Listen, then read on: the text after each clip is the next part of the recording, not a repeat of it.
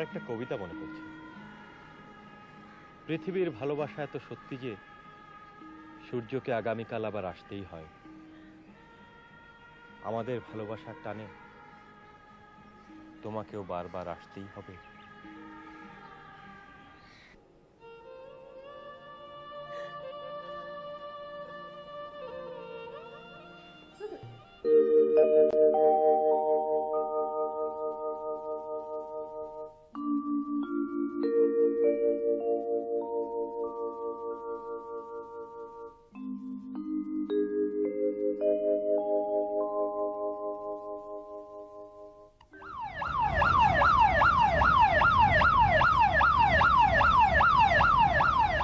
কি পুড়ে গেছে? সর্বনাশ!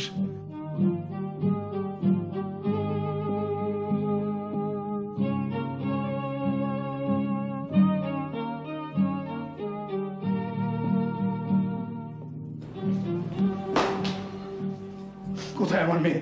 কিভাবে পড়লো? গলায় মাফলার পেঁচিয়ে খেলা করছিল। আমি ছিলাম রান্নাঘরে।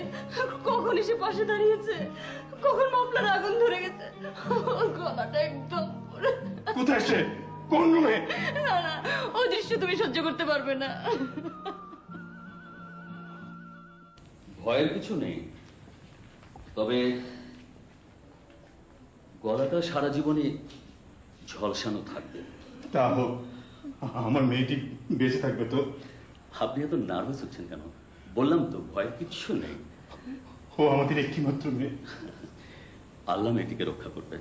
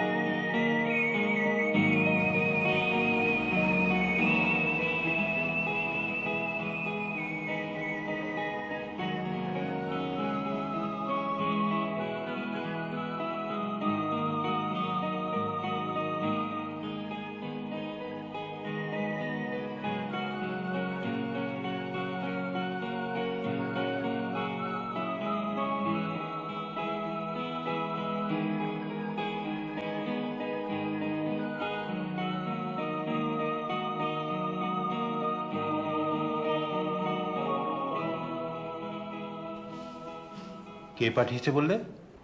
হায়াত সাহেব। হায়াত সাহেবটা আবার কে?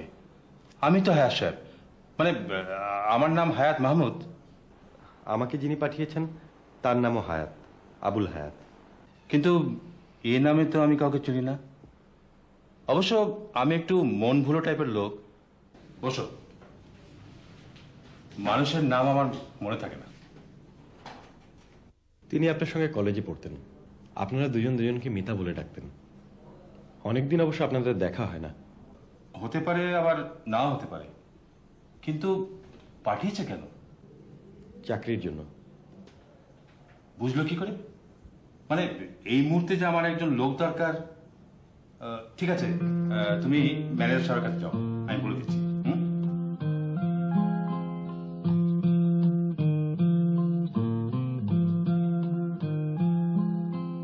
আপনার নাম? ওমর ফারুক। বসুন। গ্রাজুয়েশন করেছেন? মাস্টার্স করেছি। ও, আপনি তো তাহলে ওভার কোয়ালিফাইড। আমাদের একজন এক্সিকিউটিভ লাগবে। স্যার যখন বলেছেন তখন আপনাকে নিতে আর অসুবিধে নেই, তবে 1000 টাকার বেশি আমরা দিতে পারবো না। আপাতত চলবে। তাহলে একটা অ্যাপ্লিকেশন করুন।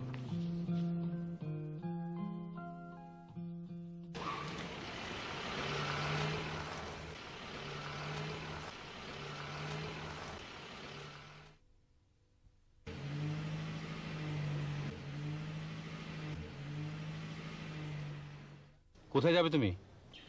জানি না। কি? না মানে আমার কোনো থাকার জায়গা নেই। এ কয়দিন এক বন্ধুর বাসায় ছিলাম, আজ আর সেখানে থাকা যাবে না। তাহলে? স্টেশনে কিংবা পার্কে। না না, আমার কোনো অসুবিধা হবে না। কষ্ট তো একটু করতেই হবে। তাছাড়া চাকরি যখন হয়েছে 2-4 দিনের মধ্যে একটা মেস নিশ্চয়ই জোগাড় করে নিতে পারবো। না না, আপনি যান স্যার, আপনি যান। তা তো যাবই, কিন্তু তোমাকে একা ফেলে যাই কি করে? আচ্ছা, এসো আমার সঙ্গে, দেখি ওদিকটা ম্যানেজ করে। না না, আপনি যান স্যার, আপনি যান। কথা বলো না, এসো এসো এসো।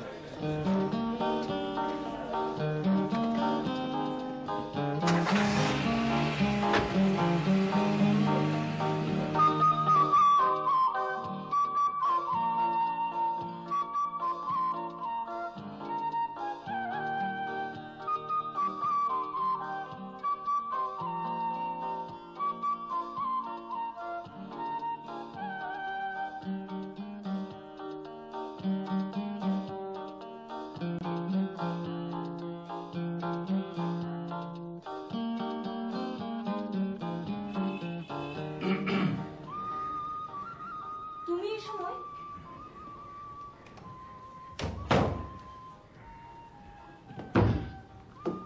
গভীর রাতে বার থেকে বেরিয়েছে 2 মাতাল। প্রথমজন দ্বিতীয়জনকে বলল, আচ্ছা তুমি যে রাতের বেলা দেরি করে বাড়ি ফেরো, তোমার স্ত্রী কিছু বলেন না?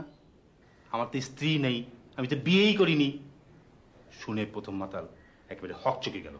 তার নেশা প্রায় ছুটে যায়। তীক্ষ্ণ দৃষ্টিতে দ্বিতীয় মাতালের দিকে তাকিয়ে বলল, তাহলে তুমি দেরি করে বাড়ি ফেরো কেন? আমি তো বাড়ি ফিরতে চাই না, বউ আছে বলে। কি তুমি হাসলে না যে? হাসি পাইনি। কেন?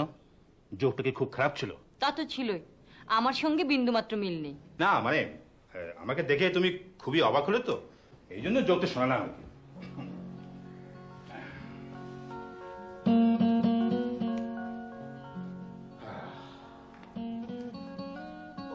বসলে কেন? যাও বাথরুমে ঢোকো। ও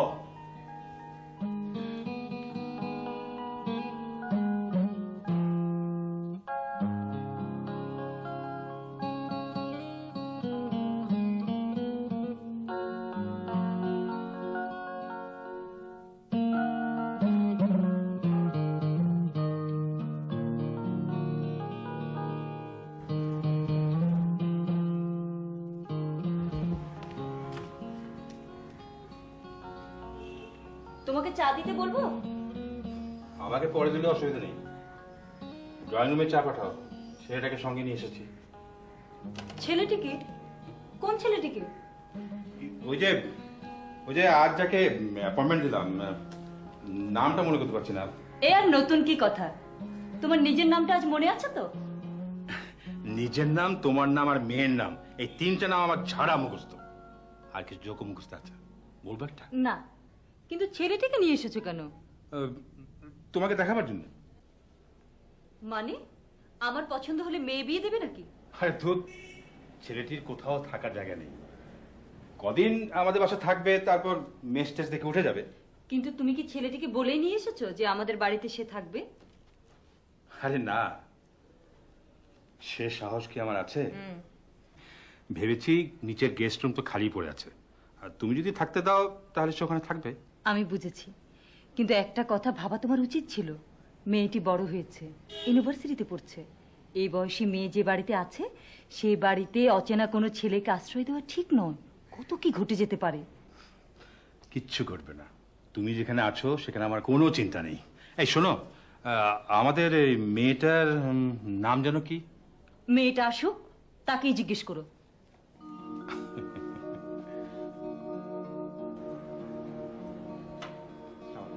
বসো। চাটা খেয়েছো? চা আমি খাই না। তাহলে অন্য কিছু খাও। না, কিছু খাবো না, খিদে নেই। বাড়ি কোথায় তোমাদের? ময়মনসিং। ক ভাই বোন তোমরা? আমি একা। তোমার বাবা কি করে? বিজনেস, কন্ট্রাক্টরি আছে, ট্রান্সপোর্টের বিজনেস আছে। তাহলে তো বেশ ভালো অবস্থা তোমাদের। মোটামুটি ভালোই। দুটো বাড়ি আছে, কয়েকটা দোকান আছে, ভাড়াও পাওয়া যায় বেশ অনেক টাকা।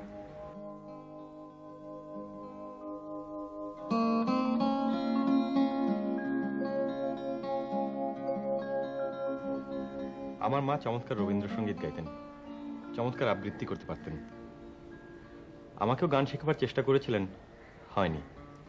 তবে খানিকটা আবৃত্তি করতে শিখেছিলাম। মা তোমাকে খুব ভালোবাসেন? আমি আমার মায়ের জান। মার কথা ভেবেই বাড়ি ছেড়েছি আমি।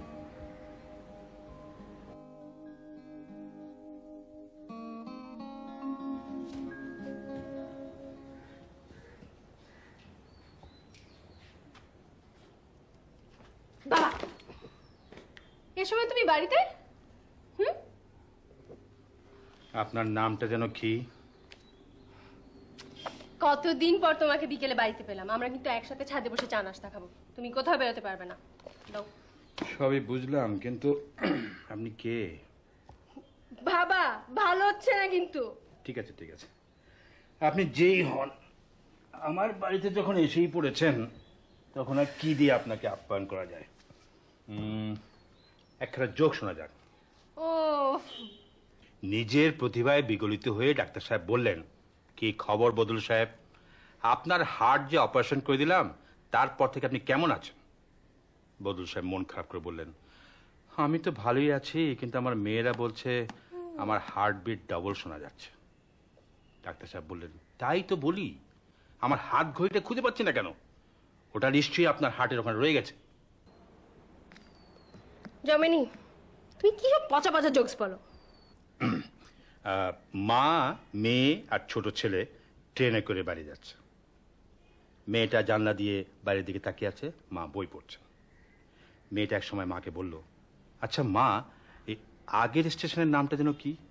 ওই যে গাড়িটা যেখানে শেষে থেমেছিল। মা বলল, তাতে তোমার দরকার কি? মেয়ে বলল, না আমার দরকার নেই, তবে তোমার দরকার হতে পারে। ছোট ভাই ওখানে নেমেছিল আর ওঠেনি। এটা তেমন সুবিধা হয়নি। এটা লাস্ট। একজন ভদ্রলোক আরেকজন ভদ্রলোককে বলছেন, জানেন আমার কুকুরের না কোনো লেজ নেই। অন্য ভদ্রলোক শুনে বললেন, তাহলে আপনি বোঝেন কি করে যে ওর খুব আনন্দ হচ্ছে? তখন ওই আগের ভদ্রলোক বললেন, ও আমি বুঝতে পারি, ও যখন খুব আনন্দ হয় না ও আমাকে আর কামড়ায় না। এইটা ভালোই হয়েছে। ভালো হয়েছে না? ভালোই, কিন্তু তুমি এখানে একা যে, মা কই? ড্রয়িং রুমে গেস্ট আছে। গেস্ট? এই সময় আবার কি এসেছে? আছে একজন, তুই চিনবি না। ঠিক আছে, আমার চেনারও দরকার নেই। মা আসলে বলবে আমার খুব খিদে পেয়েছে। বাবা, আমি আমার রুমে যাচ্ছি। হ্যাঁ, ও এই তোমার গল্প গুচ্ছ।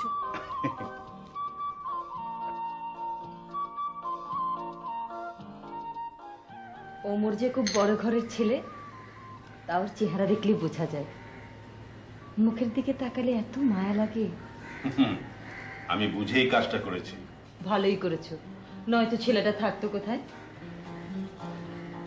শোনো, ওমরকে নিয়ে আমার মাথায় একটা প্ল্যান এসেছে। তোমার মেয়েকে, আরে না না অন্য কিছু না, তোমার মেয়ে যেন কিছুতেই জানতে না পারে ওমর আমাদের বাড়িতে থাকছে। আমরা কেউ ওদের পরিচয় করে দেবো না। দুজনে হঠাৎ দেখা হয়ে গেলে ব্যাপারটা কি দাঁড়ায় আমি একবার দেখতে চাই। কেন যে তুমি এত মজা করো মেয়েটিকে নিয়ে? আমার আমার দুঃখী মেয়েটিকে আমি সব সময় আনন্দে রাখতে চাই।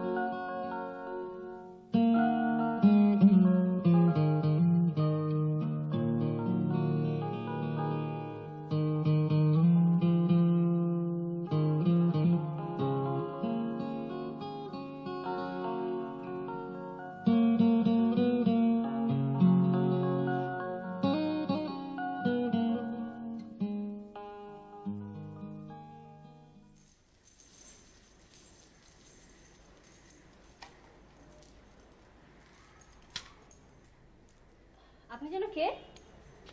হুম? ওমর। ও, বাবার কাছে এসেছেন? বাবা তো এখনো ঘুম থেকে ওঠেননি। আমি এই বাড়িতেই ছিলাম, কালই আপনাদের ফার্মে আমি জয়েন করেছি। কি আশ্চর্য! কাল থেকে এই বাড়িতে একজন লোক থাকছেন আমি জানি না। মা বাবা বোধহয় ইচ্ছে করে ব্যাপারটা আমার কাছে চেপে গেছেন। ইচ্ছে করে চেপে রাখবেন কেন? আরে আমার সঙ্গে মজা করার জন্য। এতে মজার কি আছে? এই যে হঠাৎ আপনাকে দেখে আমি চমকালাম, এটা এক ধরনের মজা না? তবে আমি শিওর এটা বাবার আইডিয়া। আপনি কিন্তু দাঁড়িয়েই কথা বলছেন। আমি আসলে এখন অন্য একটা চিন্তায় আছি। বাবা যে আমার সঙ্গে মজাটা করলো, এটা কি ধরনের জবাব দেওয়া যায়? হুম? এই ব্যাপারে আমি কি আপনাকে একটু হেল্প করতে পারি? শিওর শিওর, নিশ্চয়ই পারেন। তাহলে আমি এখনই অফিসে চলে যাই। আপনি স্যারকে বলবেন খুব সকালে একটি ছেলে এসেছিল, আপনি তাকে কোনো কথা বলার সুযোগ না দিয়ে বের করে দিয়েছেন। Right, good idea. আপনি যান। শুনুন, আপনার নামটা কিন্তু জানা হয়নি। তুলি। যথার্থ নাম। তুলিতে একটু রং লাগিয়ে দিতে পারলেই হয়। আপনি তো বেশ কঠিন লোক। কেমন ঘুরিয়ে পেঁচিয়ে কথা বলেন। নাটকে অভিনয় করেন নাকি? এখন আর করি না। তার মানে তার আগে করতেন। তাই তো বলি আপনাকে আমার এত চেনা চেনা লাগছে কেন, রাইট? আমি আপনাকে নাটকেই দেখেছি। আচ্ছা, কি কি নাটক করেছেন বলুন তো? নাম নেই। মানে?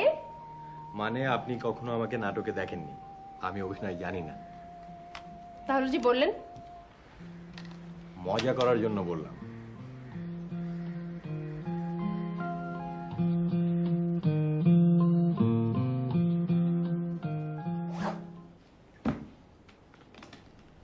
তোমরা তিনজনই কি একসঙ্গে বেরোবে? হ্যাঁ, তাই তো বেরোনো উচিত। তুলিকে ইউনিভার্সিটি নামে দিয়ে যাবো। সঙ্গে যে ওমর থাকবে, থাকবে? ওমরের সঙ্গে তুলির দেখা হয়ে যাবে না? যা, অসুবিধা কি? তাহলে কাল রাতে এই নাটকটা কেন করলে? করেছি। শোনো, অর্থহীন কোনো কোনো কাজের মধ্যেও মজা আছে। এসো, নাস্তা টেবিলে। আসসালামু আলাইকুম। ভালো আছেন খালাম্মা? বাবা, সকালবেলা মেজাজটা খারাপ করো তো, বসো। খালাম্মা বললে আপনার বুঝি মেজাজ খারাপ হয়? জি। ও আচ্ছা। ওমরকে ডাকো। ওকে। ও, তুই চিনবি না। রহস্যটা ভেঙে দেওয়ার জন্য। ওমর আমাদের ফার্মের নতুন এক্সিকিউটিভ। তোর বাবা কাল সঙ্গে করেই নিয়ে এসেছেন। আপাতত আমাদের বাড়িতেই থাকবে। দেখতে খুব সুন্দর ছেলেটি না? জিন্স পরে? হুম? হ্যাঁ, কিন্তু তুই দেখলি কোথায়? আমি তো বোধহয় সকালবেলাই দেখেছি। আমি তো ভেবেছি বাবার কাছে এসেছে। সরাসরি বললাম, দেখুন এত সকালবেলা আমাদের বাড়িতে এসে আপনি ঠিক কাজ করেননি। বাবা ঘুম থেকে ওঠার আগে দয়া করে চলে যান। তারপর আরো কি কি যেন বলার চেষ্টা করলো, আমি কোনো কিছু বলার সুযোগ না দিয়ে থমকে বের করে দিলাম। পানি হলো এখন রহস্যের মজা হলো? ছি ছি ছি ছি ছি, ছেলেটি এখন কি ভাববে? কোন ছেলেটি মা? তুমি চুপ করো। তুমি আর কোনো কথা বলো না। যেমন বাপ তেমন মেয়ে, দুটো উন্মাদ নিয়ে পড়েছি আমি। তুমি আমার উপর রাগ করছো কেন? আমি কি কোনো অন্যায় করেছি নাকি? অন্যায় তুমি করনি, অন্যায় করেছে তোমার বাবা। ওই ছেলেটি ওমর। ছি ছি ছি ছি ছি ছি। তাহলে তো খুব অন্যায় হয়ে গেছে। এভাবে ধমকে বের করে দিলাম। নাস্তা না করে ছেলেটি বাড়ি থেকে বেরিয়ে গেল। আমার এখন নাস্তাই খেতে ইচ্ছে করছে না। তোমার আবার মায়াটা বেশি। বসো তো। ঠিক আছে, আমি অফিসে গিয়ে ওমরকে ম্যানেজ করছি।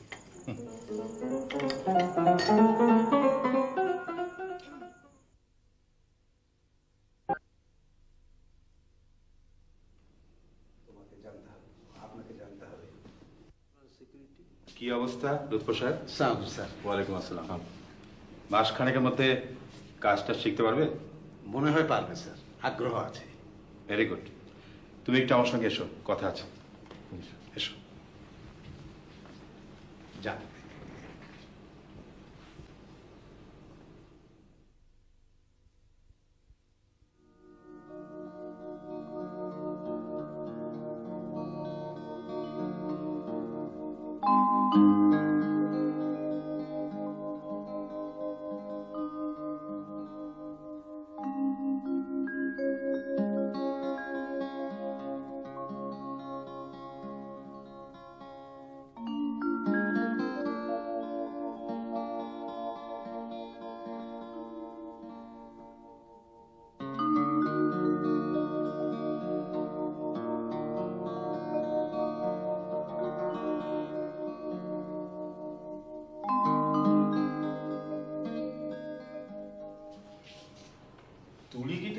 সবকিছু খুলে বলে না কেন?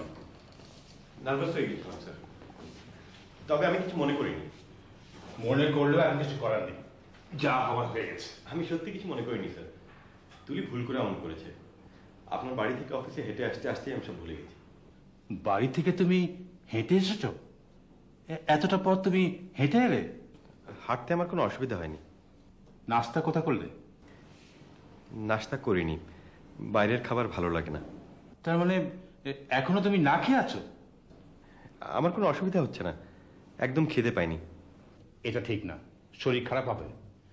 এরপর বাড়ি থেকে খাবার নিয়ে আসবে, ভাববে ওটা তোমার নিজের বাড়ি। আমি ম্যানেজার সাহেবকে বলে দিচ্ছি, আজই তোমাকে 1000 টাকা অ্যাডভান্স দিয়ে দেবে। ওটা তোমার পকেট খরচ। তুমি এক্ষুনি বাড়ি চলে যাও, আজ আর অফিস করার দরকার নেই। ওকে?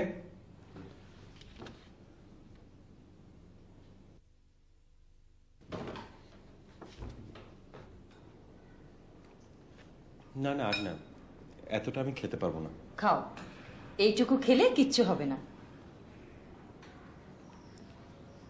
খাওয়া দাওয়ার প্রতি আমার একটা বিতৃষ্ণা আছে। ছোটবেলা থেকে মা আমাকে জোর করে করে খাওয়াতেন, আমি খেতে চাইতাম না। আমাদের বাড়িটা না বিশাল, সামনে খুব বড় একটা লন আছে, অনেকগুলো রুম। খাওয়ার সময় এক রুম থেকে আরেক রুমে ছুটে যেতাম আমি, কখনো কখনো লনেও ছুটে যেতাম, আর প্লেট হাতে করে মা ছুটতেন আমার পিছু পিছু। মায়েরা এমনই হয়। তারপরও আমার মা ছিলেন অন্যরকম। এত ভালো মানুষ মানুষকে বাঁচতে পারে, মাকে না দেখলে বোঝা হতো না। আমি ছিলাম আমার মায়ের আত্মা। গতকাল তুমি বললে তুমি তোমার মায়ের জন্য বাড়ি ছেড়েছ, কিন্তু আজ তোমার কথা শুনে মনে হচ্ছে, মানে আমি ঠিক বুঝতে পারছি না কি হয়েছিল তোমার মায়ের। মা আমাকে ছেড়ে চলে গেছেন।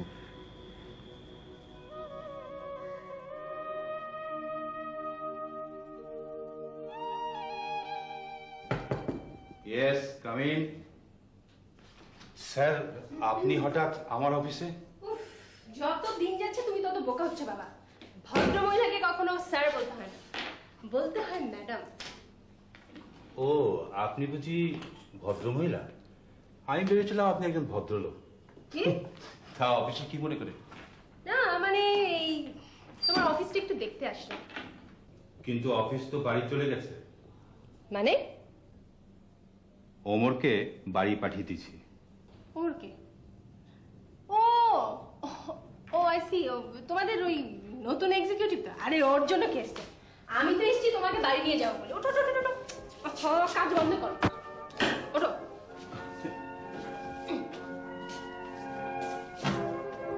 46 দিন হলো মা মারা গেছেন। কি অসুখ ছিল? প্রেশার। 2 বছর আগে স্ট্রোক করলো, ডান দিকটা প্যারালাইজড হয়ে গেল। তারপর থেকে মা বিছানায় ছিলেন। দিনে দিনে এমন হলো, মা যেন হয়ে উঠলেন সংসারের রুট কয়েক ঝামেলা। বাবা প্রচন্ড স্বার্থপর লোক, সিনেমার ভিলেনদের মতো। তুমি বোধহয় তোমার বাবার উপর খুব রেগে আছো। বাবার কথা শুরু করলে কোন ফাঁকে যেমন হয় বুঝতে পারি না। কোটি কোটি টাকার মালিক বাবা, মাসে 8-10 লাখ টাকা ইনকাম। ভাবতে পারেন, সেই বাবার একমাত্র ছেলে আমি, আমাকে বাড়ি ছেড়ে চলে আসতে হয়েছে, আপনাদের এখানে চাকরি নিতে হয়েছে। এসব থাক, তোমার মায়ের কথা বলো। আমার মাকে মরে যেতে বাধ্য করা হয়েছে। বাবা চাননি মা ভালো হোক। মা মরে গেলে বাবার সব পথ পরিষ্কার হয়ে যায়। তোমার বাবাকে আবার বিয়ে করেছেন? হ্যাঁ, অনেকদিন আগেই উত্তরায় বিশাল বাড়ি করে দিয়েছেন সেই মহিলাকে। মা যখন এরকম দুঃখ পেয়ে মারা গেলেন, আমি ভেতরে ভেতরে একদম শেষ হয়ে গেলাম। বাবার উপর এমন ঘৃণা জন্মালো, আমি আর কখনো বাড়ি ফিরে যাব না, কখনো আমার বাবার পরিচয় দেব না। প্রথম দিনে আমার মনে হয়েছিল বেশ বড় রকমের কোনো দুঃখ পেয়ে তুমি বাড়ি ছেড়েছ, কিন্তু সেই দুঃখটা যে এইরকম আমি কল্পনাও করিনি। কেঁদো না বাবা, কেঁদো না। কে বলেছে তোমার মা মারা গেছেন? তোমার মা মারা যাননি। এই যে দেখো, তোমার মা বেঁচে আছেন। আমাকে দেখো, আমি তো তোমার মা বাবা, আমি তো তোমার মা।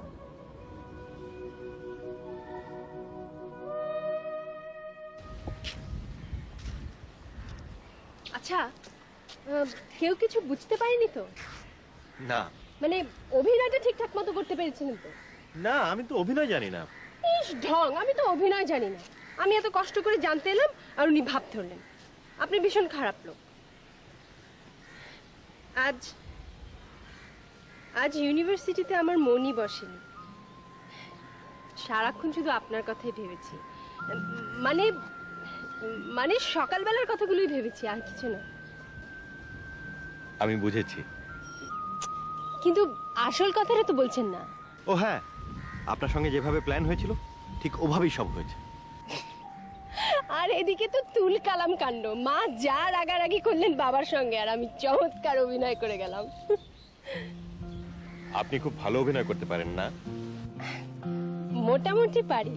কলেজ ফাংশনে তো একক অভিনয় করি। জানেন, খুব ইচ্ছা ছিল টিভিতে অভিনয় করব, কিন্তু আমি তো দেখতে খারাপ। আর এটা ঠিক নয়। আপনার গায়ের রং খুব মিষ্টি। এই রঙের মানুষরা দেখতে সুন্দর হয়। আপনিও দেখতে খুব সুন্দর। তবে অভিনয় আমার একদম ভালো লাগে না। যারা অভিনয় করে তাদের ভেতরকার সত্যি ব্যাপারটা কখনো বোঝা যায় না। কখন তারা সত্যি আচরণ করে, কখন অভিনয় করে, বোঝা মুশকিল। হয়তো এটাই আমার শেষ অভিনয়। ও আচ্ছা, আমি তো অফিসে গিয়েছিলাম আপনার সঙ্গে দেখা করার জন্যই। বাবা হয়তো বুঝে ফেলেছেন।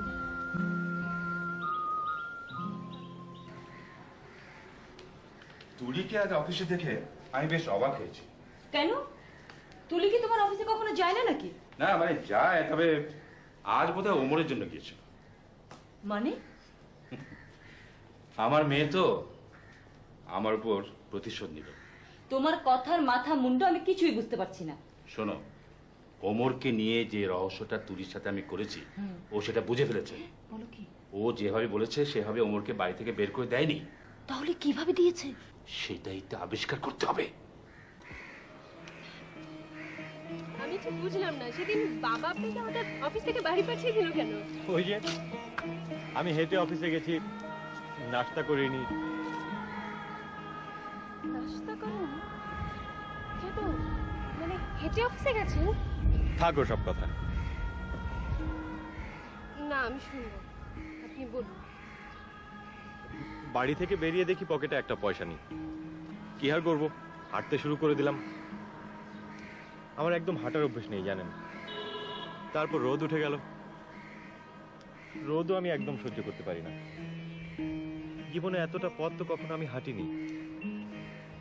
অফিসে পৌঁছে এত ক্লান্ত হলাম, এত খিদে পেল, কিন্তু কি করব বলুন, পকেট খালি, নাস্তা করারও পয়সা নেই। সরি। ওসব ভাববার দরকার নেই, যা হবার হয়ে গেছে। আপনি এসেছেন অনেকক্ষণ হয়ে গেছে, কিন্তু আপনার বাবা মা কিছু ভাবতে পারেন। ভাবলে ভাববে। এটা ঠিক নয়। আমাদের মধ্যে যদি এমন কিছু থাকতো তাহলে তারা কিছু ভাবলেও আমাদের কিছু মনে করার থাকতো না। কিন্তু এখন যদি তারা কিছু ভাবেন, আমাদের দুজনের উপরে অন্যায় করা হবে। কেন আমরা তাদেরকে সেই অন্যায়ের স্কোপ দেব?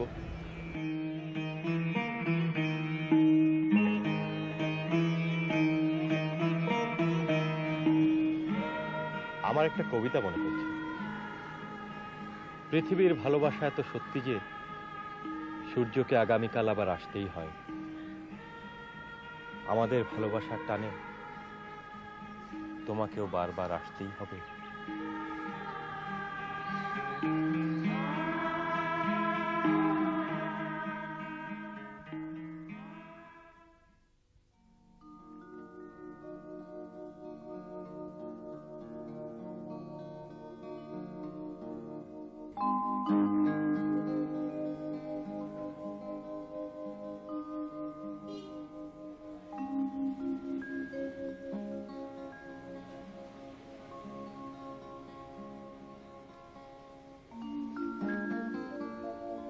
তোর কি হয়েছে?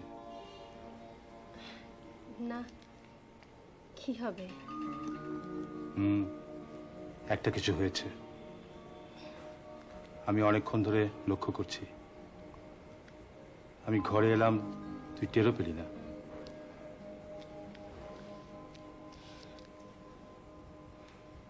আমি একটা কথা ভাবছিলাম বাবা।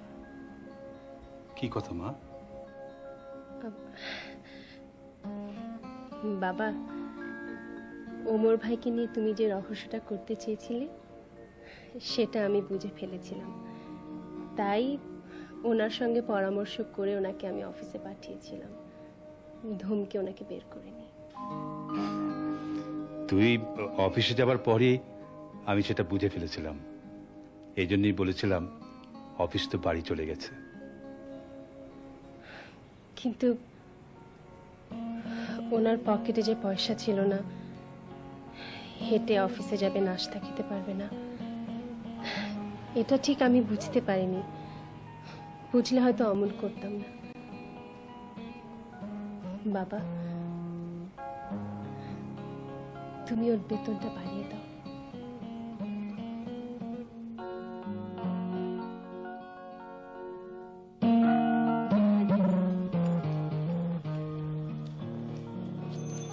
তুমি এখনো ঘুমোওনি? ঘুম আসছে না। কেন? আপনাকে দেখার পর থেকে আমার মার কথা আরো বেশি করে মনে পড়ছে। আমি তো ভেবেছিলাম উল্টো, আমাকে দেখে তুমি তোমার মায়ের কথা ভুলে যাবে। আসলেই তাই। আপনি তো বলেছেন আপনি আমার মা, তাহলে কেন আমি আর এক মায়ের কথা ভাববো না? আমি আর আমার মায়ের কথা ভাববো না।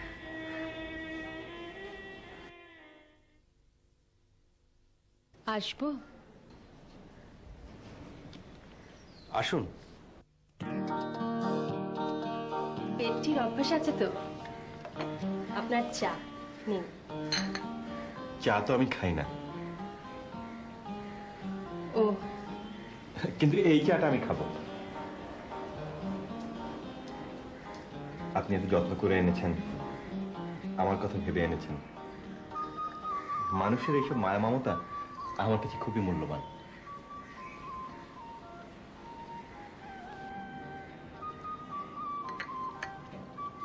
আপনাকে একটা কথা জিজ্ঞাসা করব, কিছু মনে করবেন না তো? না, কি কথা? মেয়েদের সুন্দর গলা দেখতে আমার খুব ভালো লাগে। আপনি সবসময় গলাটা ওইভাবে ঢেকে রাখেন কেন?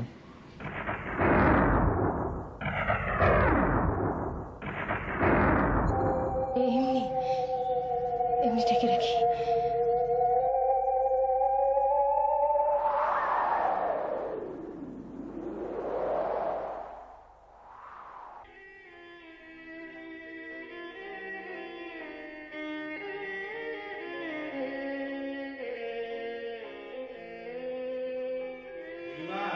আগো, নাস্তা রেডি, তাড়াতাড়ি খেতে হয়। কি হয়েছে? কি হয়েছে মা? কাঁদছিস কেন? কিছু হয়নি। তাহলে কাঁদছিস কেন? এমনি। তুমি যাও বাবা, পরে নাস্তা খাবো। কি হয়েছে আমাকে বল। বললাম তো কিছু হয়নি। তাহলে নাস্তা খেতে চল। 9টা বাজে, ইউনিভার্সিটি যাবি না? না, আমি যাব না। তুমি যাও বাবা, আমি পরে নাস্তা খাবো।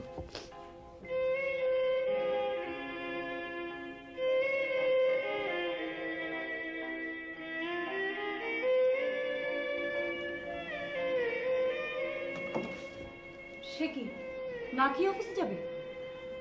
খেতে ইচ্ছে করলো না। মেয়েটা নাস্তা খেলো না, অমন করে কাঁদলো।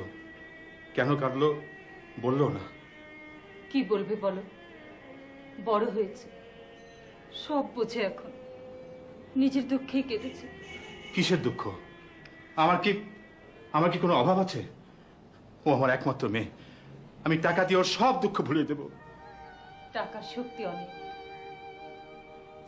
তবুও টাকা দিয়ে সবকিছু হয় না। মেয়েদের সৌন্দর্য নষ্ট হয়ে যাওয়ার দুঃখ যে কি মারাত্মক, সে তুমি বুঝবে না।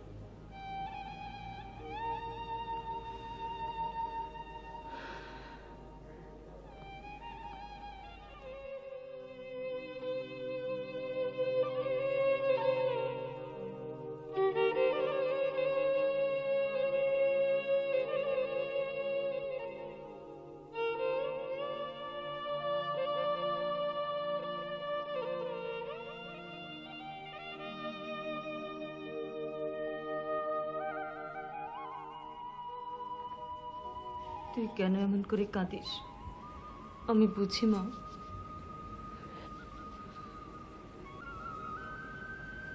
আমারই কেন এমন হলো মা?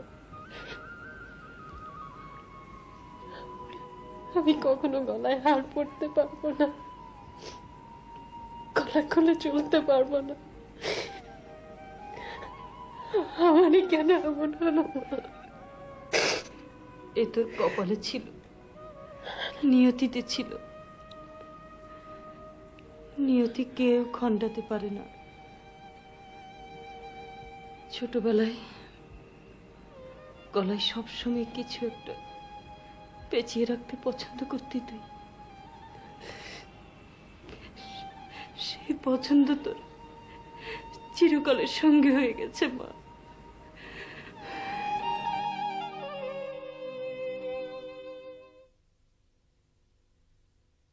আমার ডেকেছেন স্যার? আসুন।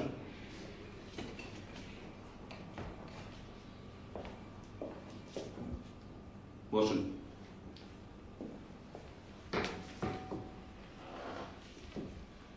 ওই ছেলেটির নাম যেন কি? ওমর। ওমর, ওকে আরো 1000 টাকা বাড়িয়ে দিন। এখনো স্যার কাজটা শেখেনি, আরো কিছুদিন যাক। এক্ষুনি বাড়িয়ে দিন, কাজটা শিখে ফেলবে। ঠিক আছে স্যার। কিছু বলবেন? না স্যার, তেমন কিছু না। আপনি স্যার খুব সহজে মানুষকে বিশ্বাস করেন, মুখ দেখে সব মানুষ চেনা যায় না। কোনো কোনো মানুষকে চেনা যায়, ওমরকে আমি চিনেছি। আজ সেই ঘরে এলায় পড়েছে ছবি, এমন ছিল না আষাঢ় শেষের বেলা। উদ্যানে ছিল বর্ষা পীড়িত ফুল, আনন্দ ভৈরবী। কার কবিতা? আপনি আপনি কখন এলেন? কি হয়েছে আপনার? আপনি সেদিন হেঁটে অফিসে গেছেন, নাস্তা করতে পারেননি। এসব শোনার পর থেকে রাতের বেলা আমি ঘুমাতে পারিনি, কেমন যেন লাগছে। আপনি খুব ইমোশনাল, আমিও তাই। ইমোশনাল না হলে কি ভোরবেলায় ছাদে এসে আকাশের দিকে তাকিয়ে কবিতা পড়ি? ইমোশনাল মানুষরাই ভালো। কিন্তু বেশি ইমোশন ভালো নয়। যারা খুব বেশি ইমোশনাল তারা খুব বেশি ভুল করে। আমি কি কোনো ভুল করছি?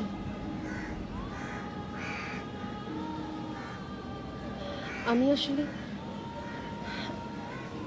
আমি যা বলতে চাইছি তা বলতে পারছি না। সে আমাদের ছেলে হয়ে থাকবে, আস্তে ধীরে ফার্মের কাজ পুরো শিখে ফেললে সেই ফার্ম চালাবে, তোমাকে আর এ নিয়ে মাথা ঘামাতে হবে না।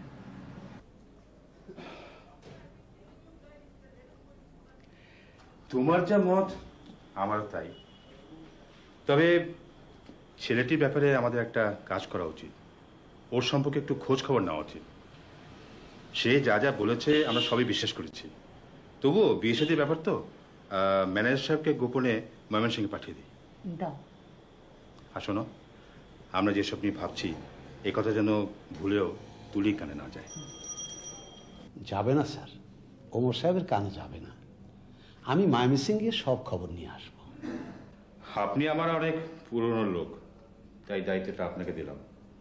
কোনো অসুবিধা নেই স্যার, আপনি কিচ্ছু ভাববেন না, সব কাজ আমি ঠিক মতো করে আসব। যাবার আগে ওমরের স্যালারিটা দিয়ে যাবেন। Okay sir.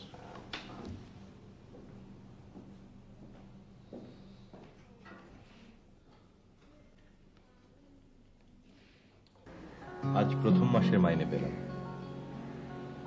কিন্তু আশ্চর্য ব্যাপার কি জানো, ম্যানেজার সাহেব বলেছিলেন বেতন 3,000 টাকা, দিলেন 4,000। এটা আমার জন্য হয়েছে। মানে? মানে মানে আমি বাবাকে বলেছিলাম তোমার বেতন বাড়িয়ে দিতে। সেই জন্যই তো তোমার জন্য খুব সুন্দর একটা জিনিস এনেছি। কি? মেয়েদের সুন্দর গলা দেখতে আমার খুব ভালো লাগে, তোমার জন্য খুব চমৎকার একটা মালা এনেছি।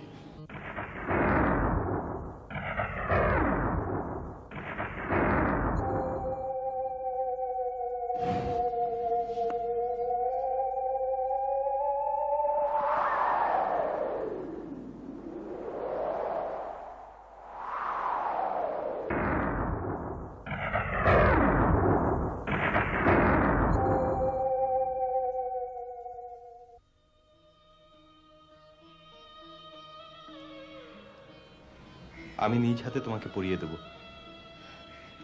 তোমাকে দারুণ লাগবে। এসো। না না, মানে আমার দেয়া কোনো কিছু তুমি নেবে না? না তা নয়। তাহলে কি?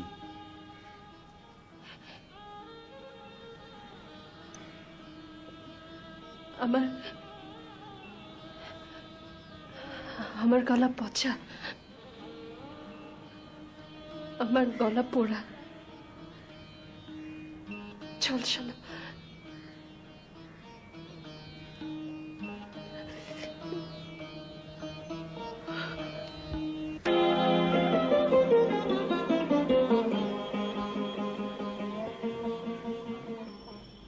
শিক্ষক নেলসন কোন যুদ্ধে মারা যান বলতো?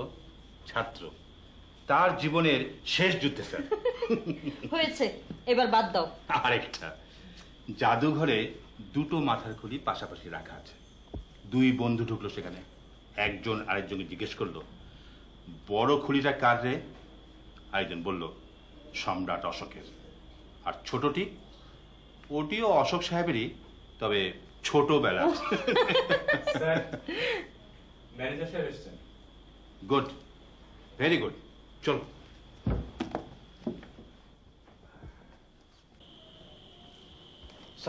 ওয়ালাইকুম আসসালাম, বসুন। তারপর কি খবর নিয়ে এলেন বলুন। স্যার, আমার মাথায় ঢোকে না এ কি করে সম্ভব। যে বাড়ির কথা বলেছে ওমর, ঠিক সেই জায়গায় সে বাড়িটি আছে। বাবার নাম যা বলেছে সে নামে লোকও আছে। অসম্ভব ভালো লোক, প্রচুর টাকার মালিক, দুই ছেলে মেয়ে ভদ্রলোকের। স্ত্রী এবং ছেলে মেয়েদের সঙ্গে আমার পরিচয় করিয়ে দিলেন। আমি বিশ্বাস করতে পারছি না। ম্যানেজার সাহেব, আপনি ঠিকঠাক মতো খোঁজ খবর নিয়েছেন তো? আমি কোনো কাজে অসম্পূর্ণভাবে করি না। ওমর যা যা বলেছে তা বিন্দু মাত্র সত্য না, একদমই মিথ্যে, একদমই বানোয়াট। চৌধুরী সাহেবের একটি মাত্র স্ত্রী এবং তিনি জীবিত। ওমরের মতো কোনো ছেলে নেই তার। নানাভাবে আমি আসল তথ্য জেনে এসেছি। তার মানে একজন বিখ্যাত লোকের ছেলে হিসেবে পরিচয় দিয়ে মায়ের মৃত্যু সম্পর্কে করুণ একটি গল্প তৈরি করে সে আমাদের উপর সুযোগ নিয়েছে। ছি! স্যার, আপনাকে আমি আগেই বলেছিলাম, খুব সহজে আপনি মানুষকে বিশ্বাস করেন।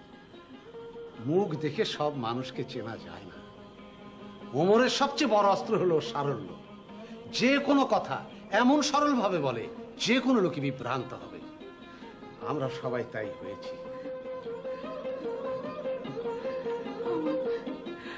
আমার তুলির এখন কি হবে?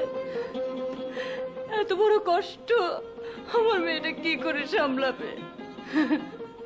এমনিতেই আমার মেয়েটি এত দুঃখী।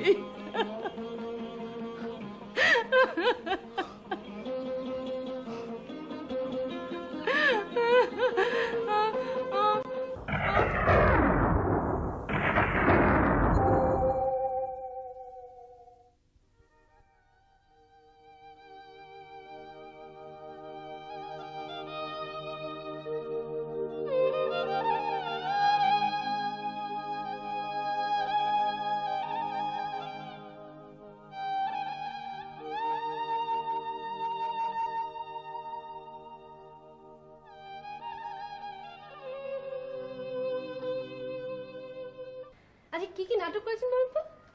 নাম নেই। মানে?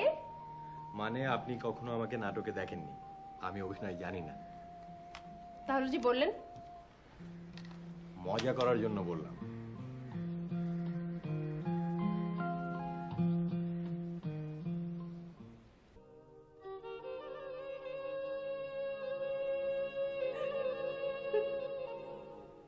আপনি খুব ভালো অভিনয় করতে পারেন না? মোটামুটি পারি। কলেজ ফাংশনে তো একক অভিনয় করি। জান, খুব ইচ্ছা ছিল টিভিতে অভিনয় করব, কিন্তু আমি তো দেখতে খারাপ। আর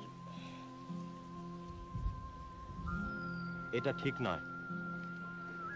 আপনার গায়ের রং খুব মিষ্টি। এই রঙের মানুষরা দেখতে সুন্দর হয়। আপনিও দেখতে খুব সুন্দর।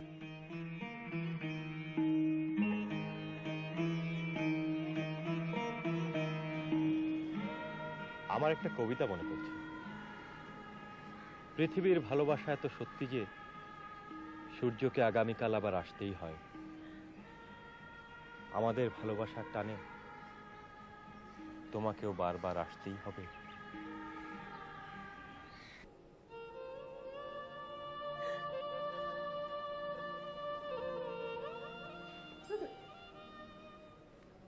আমি যা বলতে চাইছি তা বলতে পারছি না। আমি বুঝেছি, কিন্তু তুমি সব ভেবে দেখেছো তো? আমি আর কিছু ভাবতে পারছি না। আমি বুঝে গেছি, তোমার হাত ছাড়া কারো হাত আমি ধরতে পারবো না।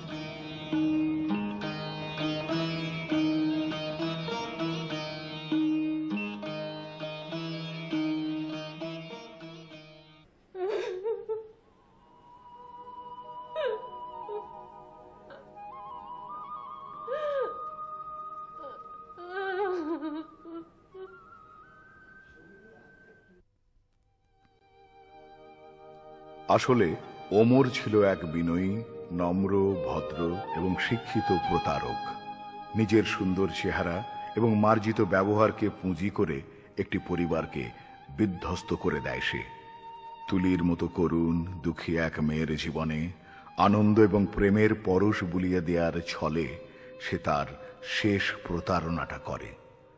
আগুন একদা যেমন করে পুড়িয়েছিল তুলির গলা, ওমরের প্রতারণা তার চেয়েও ভয়াবহভাবে পোড়ায় তার হৃদয়। কোনো কোনো মানুষ শুধু দুঃখ পাওয়ার জন্যই জন্মায়। কোনো কোনো মানুষ খুব কাছে আসার পরও তাদেরকে চেনা যায় না। অতি কাছে থেকেও তারা থাকে চিরকালের অচেনা।